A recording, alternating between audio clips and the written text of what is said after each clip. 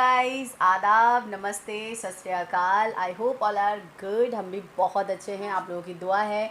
हमेशा की तरह आप लोगों ने हमेशा जो इतना प्यार दिया। आया चिल्ला रही है बहुत ज़्यादा, इसको पहले फोकस करो।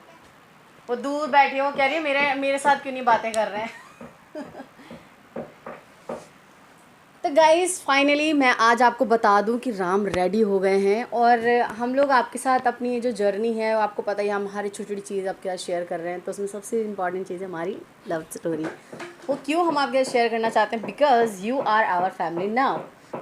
तो हम जो है अपनी स्टोरी आपके साथ शेयर करेंगे ताकि आपको पता लगे कि हम जो है, सबसे पहली बात तो मैं आपको बता दूं कि हमारी जो लव स्टोरी है ना, वो बहुत ही लंबे टाइम तक चली है, कम से कम 7-8 year. Yes yes it is. तो उस बीच में हमने क्या अप्स एंड डाउन्स देखे, किस किस तरीके की हमने प्रॉब्लम फेस की है, वो सब चीज़ हम आपके साथ शेयर करेंगे। बट इसके लिए आपको थोड़ा सा पेशेंस चाहिए, जिसमें हम आपके साथ वो जो चीज़ है अपनी कंप्लीट शेयर कर सकें। आयत कह रही आज की वीडियो मुझे क्यों नहीं लिया। आयत कुछ कहना चाहोगे आप? हाय से हाय से हाय बेबी। से हाय हाय से लव यू लव यू करो, लव यू करो। लव यू करो। आयत भी लव यू करती है अब अच्छे से। सो गाइज, आज जो है वो दिन जो है वो फाइनली आ गया और आज हम आपके साथ वो चीज़ शेयर करेंगे। तो राम जो है आज पूरी तरीके से फ्री है इस चीज़ के लिए, क्यों? बिल्कुल। तो चलिए फिर पहली चीज़, हमारा जो सबसे पहला एक्सपीरियंस है वो मुझे आप ये बताओ कि हम कब मिले थे? फर्स्ट टाइम हम मिले थे ऑफिस के अंदर, ये इंटरव्यू के लिए आई थी। वो समथिंग कुछ जून जुलाई का टाइम था, 2014 की बात है। फर्स्ट टाइम ये इंटरव्यू के लिए आई थी। तो गेट खुला, डोर खुलने के बाद जैसे मैंने एंट्री करी, ये बड़ा चश्मे वश्मे लगा। तो अब राम बताएंगे कि जब इन्होंने मुझे फ़र्स्ट टाइम देखा था तो क्या फ़ील हुआ था आपको?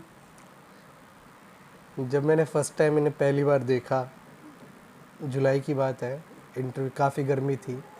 ये इंटरव्यू के लिए आई ऑफिस के अंदर। जैसे ही गेट खोला, इन्होंने बड़े बड़े गॉगल्स लगा रखे थे आँख पे और खूब मतलब अच्छे से वेल ड्रेसअप होकर एक बड़ी सी फाइल हाथ में लेकर आई। जब फर्स्ट टाइम मैंने इनको देखा तो देखते ही मेरे आगे पीछे वायलिन बजने लगे। ये बात इन्होंने मुझे जब बताई ना, मैंने कहा तुम झूठ बोल रहे हो, तुम फिल्मी डायलॉग मार रहे हो, ऐसा कुछ नहीं होगा। कह रहे सीरियसली ऐसा ही हुआ था। आगे फिर? तो फर्स्ट टाइम जब फिर ये आई इंटरव्यू के लिए, तो उसके बाद इन्होंने इंटरव्यू वगैरह दिया। उसके देने के ऐसे मुंह बाद, बना के क्यों बोल रहे हो? भाई अच्छे से बोलो ना, प्यार से। जब फर्स्ट टाइम इंटरव्यू देने के बाद ये चली गई, तो उसके बाद कोई आसार नहीं दिखा कि ये आएंगी या नहीं आएंगी, क्योंकि वापस ये दिखाई नहीं दी। फिर उसके 2 महीने बाद अगस्त सितंबर के बाद इन्होंने, हाँ सॉरी मैं बताना चाहूँगा, सितंबर में इन्होंने फिर ज्वाइन करा। एक महीने बाद, तो 1 महीने बाद फिर दोबारा नज़र आएंगे। तो मैंने देखा, मैंने कहा वो लगता है वापस ऑफिस में आ गई है ये लड़की, वापस एंट्री कर चुकी है ऑफिस में। तो इस तरह से देखा, थोड़ी फिर बातचीत हुई बाद में, मतलब थोड़ी बहुत बातचीत होती रही फ्लोर के ऊपर। तो उस टाइम में भी 2-3 लड़के इन पे लाइन मार रहे थे ये बात मुझे इन्होंने और बताई। वो लड़के मेरे पास आके पूछ रहे, राम भाई क्या ये लड़की देखी मेरे लिए ठीक है, ये सेट हो जाएगी?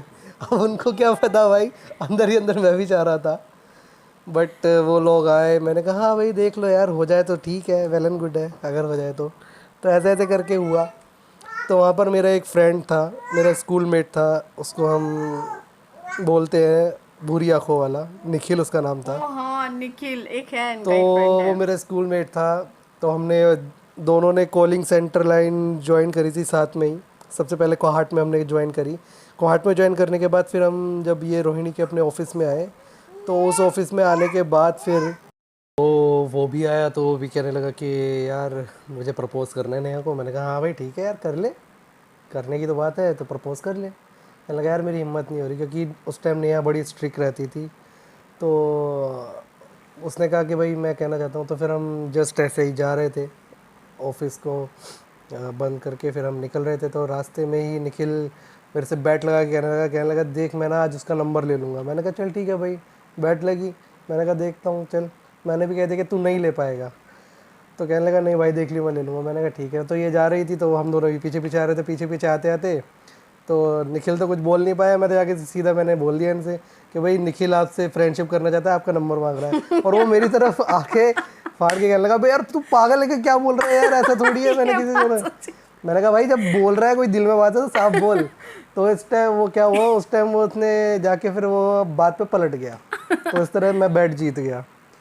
तो इस तो वो तरह लकी डे था इनका, ये बैट जीत गए थे इसलिए क्योंकि ये इंसान अच्छे थे उस टाइम पर। ये भी बहुत ही क्वाइट रहते थे, अपने फ्रेंड्स के सर्कल में ही सिर्फ बातचीत करते थे, बाकी इतना नहीं बात करते थे। सिर्फ इसलिए मैंने इन लोगों से फ्रेंडशिप करी थी as a friend, nothing else, कुछ और नहीं था मेरे माइंड में। और उस ऑफिस से हमें काफ़ी बहुत अच्छे अच्छे दोस्त भी मिले। राइट। बहुत जिनसे अभी तक हमारी बहुत अच्छी बॉन्डिंग है, जिन्हें आप वीडियो में देखते जिसे हैं आप वीडियो में देखते भी हैं। वो सब हमारे तब के फ्रेंड हैं। हम लगभग 7-8 साल से बिल्कुल साथ हम में, और साथ में अब हैं। हमें लगभग कंप्लीट 7-8-9 कंप्लीट हो जाएंगे, रहा 9-10 राइट इतना। साल इतने हो रहे हैं कंप्लीट। हम्म। वो मेरा फ्रेंड है अजय। आप लोगों ने कई बार वीडियो में देखा होगा उन्हें। अजय वो मेरा कोई स्कूलमेट फ्रेंड नहीं है, but she is my best, he is my best friend. बहुत पक्का दोस्त है वो मेरा। वो मुझे कोहाट से ही मिला, राकेश और वो दोनों मिले। तो उनसे बहुत अच्छी बॉन्डिंग हुई आगे चल के। और उसके स्टिल वो हमारे बाद साथ हैं, आज हमारी हमारी फैमिली मेंबर हैं। क्लासमेट फ्रेंड एक नेहा यादव, उससे भी आज तक हमारी बहुत अच्छी बॉन्डिंग है। मतलब ये समझ नेहा लीजिए देखे खुश हो जाएगी या नेहा? खुशबू, नेहा, मतलब ये मैं, हमारा सर्कल है जिसके हम अजय, नाम बता रहे हैं अभी राकेश आपको, आप नहीं और जानते नेहा। होंगे बहुतों को। मतलब हम लोगों का वैसे मेन जैसे 4 दोस्तों का मेन सर्कल था जब ये नहीं थी।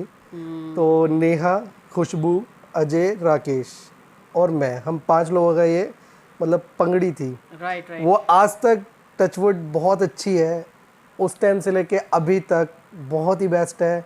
उन पंगड़ी में से 4 लोगों की तो शादी हो चुकी है, एक रह गई है, उसका नाम है खुशबू। ये भी हो गए। तो हम वेट कर रहे हैं कि उसकी भी जल्दी शादी हो जाए। तो वहाँ से बहुत अच्छे दोस्त मिले मेरे को ऑफिस से, एक अच्छा जीवन साथी भी मिला मेरे को। तो मैं अपने उस टाइम को बहुत मिस करता हूँ कि वो एक ऑफिस टाइम बहुत अच्छा ऑफिस टाइम था जो हमने काटा उस टाइम। अजय, राकेश, हम सब साथ में रहते थे, ऑफिस में जाना, साथ में खाना खाना, नीचे लंच के लिए आना, इस तरीके से। तो खैर ये तो हुई मेरे दोस्तों की बात जो मुझे स्कूल टाइम से तो खैर नहीं मिले, लेकिन ऑफिस टाइम से कुछ ऐसे बॉन्डिंग बेस्ट फ्रेंड्स मिले। और मैं बहुत शुक्रगुजार हूँ उस रब का कि उसने मुझे इतने अच्छे दोस्त दिए जो हमेशा मेरी मुसीबत में, कैसी भी कोई सिचुएशन हो, हमेशा मेरे साथ, हाँ मेरी शादी में स्पेशली, मेरी शादी में साथ खड़े रहे। अजय, राकेश और मेरी मौसी का लड़का निखिल, उसने एक आवाज़ में वो मेरे लिए खड़ा हो गया। बंदे ने ना सोचा ना कुछ, उसने कहा भाई कभी भी तेरे को कोई ज़रूरत पड़े मेरे को बोलियो और मैं तेरे लिए खड़ा हूँ। खैर वो शादी वाला टॉपिक तो बहुत लंबा है, खैर वो तो काफ़ी लंबा है। तो खैर लव स्टोरी के बारे में बताया तो इस तरह से हमारी लव स्टोरी आगे चली रही थी। हाँ। और एक दोस्त है मेरा सागर और मैं, तो हम दोनों ऑफिस में बड़ी मतलब क्या कहे कि नोटिनेस करते थे। सागर का नाम लिया ना, ये सागर बंदा है जिसने हमें मिलवाया है। रियलिटी देखी जाए तो बड़ा रीजन है इसके पीछे हमारे मिलने के। इन दोनों ने जो किया था ना मेरे साथ, आज जो मैं इनके साथ बैठी हूँ ना, आज मैं शायद ही हमारे किसी फ्रेंड को वो बात पता होगी, सिर्फ हम 2 के बीच में वो बात है। इस सागर को भी नहीं पता है। सागर तूने बहुत गलत किया था जो किया था। वैसे तो खैर बहुत अच्छा जीवन साथी तूने मुझे दिया, थैंक यू सो मच, तेरा बहुत बहुत शुक्रिया। बट सच बताऊं, वो जो इंसिडेंट था ना, वो हमारी लाइफ का मतलब मेरे लिए तो बहुत ज़्यादा सीरियस मैटर हो गया था उस दिन, इसीलिए मैंने इनको हाँ कहा था। तो खैर बात टोटली ये थी कि सागर और मैं काफ़ी नटखट थे, काफ़ी फ्लोर के ऊपर बहुत मतलब हम उधम करते रहते थे। तो सागर और मैं एक दिन छुट्टी मारकर ऐसे ही तफरी करने के लिए निकल गए और हम हॉस्पिटल में जाकर बैठ गए और कुछ अपने टेस्ट कराने लगे, मतलब नॉर्मली रूटीन टेस्ट। तो आने के बाद नेक्स्ट डे जब हम ऑफिस आए तो फिर सागर ने नेहा को बताया कि तुझे पता नहीं है उसको बहुत बहुत बड़ी बीमारी है। ये चीज़ मेरे को भी नहीं पता थी कि वो क्या बोल रहा है, कि क्या खिचड़ी पक रही है। उसने इसको बताया कि भाई राम को ना लास्ट स्टेज वाला कैंसर हो गया। हाँ, उसने जो ये मजाक किया था वो मैंने इसलिए वो उसने बस मजाक में कही बात कि राम को ऐसी सी बात हो गई है। राम बहुत अच्छा इंसान, मतलब बहुत अच्छे से इन्होंने ऑफिस टाइम में भी अपना एक परफॉर्मेंस दी है, तो उससे बहुत हर कोई मतलब इम्प्रेस रहता था, और मैं भी इस चीज़ से इम्प्रेस थी कि हाँ ये इंसान बहुत अच्छे हैं। अब किसी अच्छे इंसान के बारे में आप कुछ ऐसा सुन लें अचानक कि उस इंसान को कैंसर हो गया है, खैर अब तो मैं ये सोच भी नहीं सकती, उस इंसान को ये बीमारी हो गई है और वो इंसान अब लास्ट स्टेज पे चल रहा है। उसने मुझे ये बात बताई और उसको ये सिचुएशन नहीं पता था कि ऑलरेडी मेरे घर में वो चीज़ चल रही थी। मेरी mom she was suffering from cancer, और हमारे घर की सिचुएशन उस टाइम बहुत बुरी थी, इतनी बुरी थी कि हमारा घर हॉस्पिटल बन गया था। इसी सिचुएशन को लेकर ही मैं बाहर निकली थी घर से कि मैं अपने घर की कोई हेल्प कर सकूं, कुछ मदद कर सकूं, अपनी फैमिली को सपोर्ट कर सकूं इस सिचुएशन में, क्योंकि मेरी मम्मी को वो चीज़ बताई गई थी कि उनका लास्ट स्टेज है। तो घर में तो थी ही ये सिचुएशन। अब मैं जब ऑफिस में आई, इन अच्छे दोस्तों से मिली, तो उसने कहा कि 1 महीना हो चुका था मुझे, हम लोग की अच्छी बॉन्डिंग हो चुकी थी। सडनली उसने बोला कि इन्होंने छुट्टी दोनों ने करी, मस्ती में इन्होंने जो छुट्टी करी थी, बट उसने मुझे आके बोला कि उसको तो ऐसी सी बीमारी है, हम टेस्ट कराने गए थे इसलिए हमने छुट्टी करी थी, और वो चीज़ कंफर्म निकली है। मैं इतना रोई हूँ ना वॉशरूम में जाके, इतना रोई हूँ कि ये हो क्या रहा है यार, सारे अच्छे लोग कहाँ जा रहे हैं ये छोड़ छोड़ के। एक अच्छा दोस्त मिला था, वो भी ऐसा हो रहा है, ये क्या हो रहा है। मैं बहुत रोई, बहुत ज़्यादा रोई मैं। और उसको जाके जब ऑफिस में दोबारा, मतलब जब मैं वॉशरूम से फ्री होके गई वहाँ पर, तो वो कहने लगा कि तू रोने गई थी क्या वॉशरूम में। मैंने कहा कि नहीं, मैं रोने क्यों जाऊँगी। कहने लगा नहीं, तू रोकर आई, तेरी आंखें बहुत लाल हो रही हैं। मैंने कहा जो तू बता रहा है वो सच है। उस स्टूपिड ने मुझे तब भी नहीं कहा कि मैं मजाक कर रहा हूँ। कह रहा पागल, सच में ये बात सच है। वो उसने उस दिन बोला और वो भूल गया, और मैं डिप्रेशन में आ गई। घर जाऊं तो मम्मी को देखती हूँ, और यहाँ आकर ये अगले दिन इन्हें फिर फीवर हो गया, दूसरी 2 छुट्टी हो गई। तो क्या लगता है फिर इस सिचुएशन में मेरी क्या हालत हुई होगी। बाकी तो अब यही बताएंगे इन लोगों का वो क्या करवाने गए थे ये लोग टेस्ट, वो क्या करवाने गए खैर थे। वो एक सीक्रेट टेस्ट था जो हम लोग कराने गए थे, वो बता नहीं सकता मैं। तो इस तरह हम जब गए तो फिर मेरे को अगले दिन फीवर हो गया, मैं छुट्टी पे था। तो इन्होंने कहीं से फ़ोन नंबर मेरा मांग के मुझे कॉल करके पूछा, भाई तबीयत कैसी है तेरी, तू ठीक तो है। मैंने कहा हाँ मैं सही हूँ, अच्छा हूँ। हमें तू करके बात करती थी बिकॉज ये लोग सारे मेरे हाँ उस दोस्त टाइम थे हम यार, तू करके ही बात और मैं करते तो थे, तो तू इस तरह करके से बात हमारी करती बात थी। हुई। तो फिर नेक्स्ट डे मैं ऑफिस गया। ऑफिस जाने के बाद फिर इन्होंने मेरे से कुछ पूछने की कोशिश करी, बट मैं जल्दबाजी में निकल गया। हाँ, और तब ये रो रही थी, इनकी आंखों में आंसू थे। मैंने भी उस टाइम ज़्यादा ध्यान नहीं दिया। फिर इस क्योंकि तरह से हम चलता रहा, 2-4 दिन हुए। तो फिर एक दिन प्लान करा इन्होंने कि हम हाफ डे लेंगे और थोड़ा टाइम ऐसे ही बाहर बिताएंगे। वो भी ऐसा हुआ था कि राम को फीवर उस दिन वाकई में सचमुच में था। ऑफिस में आए तो मैंने कहा राम तुझे हो क्या रहा है, तू मुझे ये बताएगा। तो ये चुप तो रहते ही थे। इन्होंने कहा ऐसा कुछ नहीं है मुझे। मैंने कहा हो सकता है बंदा अपनी बीमारी छुपा रहा हो। मैंने कहा राम तू मुझे खुल के बता सकता है क्या हुआ है तुझे। और मैंने भी ये चीज़ स्टूपिड, मैं भी कम नहीं हूँ यार। मैंने भी ये नहीं बोला कि सागर ने तेरे बारे में ऐसा ऐसा बोला है तो ये के बात सच है। तो इनसे मैंने भी वो चीज़ पूछी नहीं, और इन्होंने जो था ये भी कुछ बता नहीं रहे थे कि हमने छुट्टी क्यों की थी। तो वो जो चीज़ थी ना लंबी होते चली गई। मैं डिप्रेशन में थी, मैं सामने वाले को टेंशन देना चाहती थी बार बार उसको ही बता के कि आपको बीमारी है या ऐसा कुछ है, क्योंकि मैं ऑलरेडी अपने घर में चीज़ झेल झेल रही थी हर दिन जाकर। वही काफ़ी नहीं, वही मतलब हमारे लिए बहुत ज़्यादा, मतलब समझ सकते हैं ना आप कितनी बुरी सिचुएशन किसी की माँ बाप के साथ जब कुछ ऐसा आप सुन लें। तो वही चीज़ थी कि जब राम आए दूसरे तीसरे दिन, जब ऑफिस में आए तो इनको फ़ीवर उस दिन भी था। तो इन्होंने बोला कि मैं जा रहा हूँ छुट्टी करके, अपने दोस्तों से बोला मुझे हॉस्पिटल जाना है। तो मैंने कहा मैं भी जाऊँगी तेरे साथ में। और सीरियसली उस दिन ऐसा हुआ कि हम सबके सामने दोनों एक साथ निकले, है ना। उस दिन हम दोनों साथ निकले ऑफिस से, और सबको पता लगे कि राम के साथ नेहा गई है। मैं अम्बेडकर हमारे इधर एक हॉस्पिटल है दिल्ली में, हम वहाँ गए दोनों के दोनों। इनका हमने चेकअप वगैरह कराया। तो मैंने इनको बोला कि जो भी कुछ है ना सारा ब्लड टेस्ट वगैरह सब करा लेते हैं। तो पूरे दिन इनका हम टेस्ट करा रहे थे, और ये तो भाई मज़े मज़े में सारे टेस्ट करा रहे थे। क्यों? क्योंकि इनको मेरे साथ टाइम स्पेंड करना था। ये लगे हुए अपना ब्लड तक दे दिया। बंदे ने ब्लड तक दे दिया अपना जाके कि कोई बात नहीं, ब्लड टेस्ट है क्या हो गया, रिपोर्ट ही तो मिल जाएगी ज़्यादा ज़्यादा। इन्होंने पूरा दिन मेरे साथ स्पेंड किया, सिर्फ मेरे साथ समय बिताने के लिए। इन्होंने अपना ब्लड टेस्ट तक करवा लिया वहाँ पे, बाकायदा इन्होंने ब्लड दिया है। 1 घंटे 1.5 घंटे हम लाइन में खड़े रहे उसकी रिपोर्ट लेने के लिए।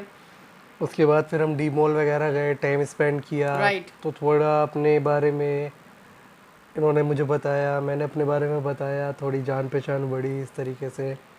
तो इस तरह से मतलब सब, ना तो इस तरह से फिर हम डी मॉल वगैरह गए, जान पहचान मतलब थोड़ी बढ़ी हमारे बीच में। फिर उस दिन हम लोगों ने एक दूसरे के साथ वाकई में टाइम स्पेंड किया था। काफ़ी अच्छा टाइम बट स्पेंड किया मेरे हमने। दिल में तब भी ऐसा कुछ नहीं था। एज अ गुड फ्रेंड मैं इनके साथ पूरे दिन बनी रही। बट मैं मैंने एज अ गुड फ्रेंड नहीं था। हाँ, सीरियसली बताऊँ, ये मैं लव करने सीरियसली हो लगा था। चुके थे, ये लव करने लगे थे मैं उसी प्यार टाइम से करने ही। लगा था और मैं सोच रहा था कि प्रपोज करूँगा करूँगा, बट मैं और नहीं कर पाया उस मैं टाइम। बेचारा लड़का है, इतना अच्छा दोस्त करके मैं इनके साथ टाइम स्पेंड करे जा रही हूँ। कोई दिल में मेरी फीलिंग नहीं थी, सच बताऊँ। इनको खुद ये बात बहुत बाद में ये पता सच लगी। बात है। फिर बताऊँ कहाँ पे थे।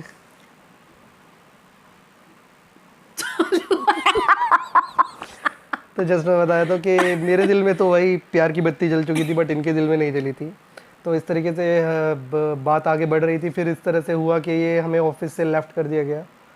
हम इन जिस लोगों ऑफिस को में लेफ्ट काम किया कर था रहे थे, बिकॉज ये लोग को फालतू की छुट्टी कर रहे थे। सागर और मेरे को भैया निकाल दिया गया ऑफिस से।